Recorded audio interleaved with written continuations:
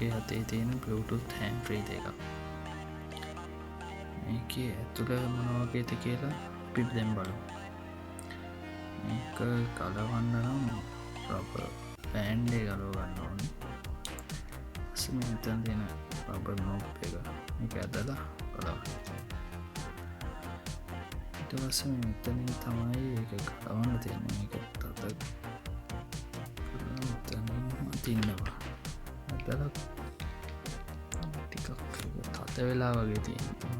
ස්ක්‍රූපින් යන මාර්ගේ ඊට මේක වටේ බුරුල් කරගන්න.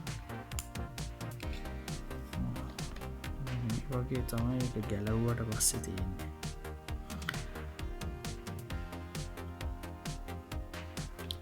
පස්සේ මේකේ තුළ මොන වගේද කියලා බලමු. ස්ක්‍රූපින් ඇදලා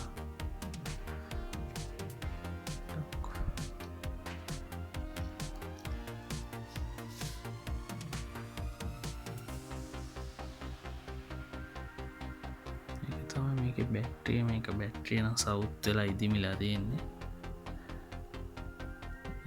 මෙතනින් තමයි චාර්ජ් වෙන කෑලි දෙක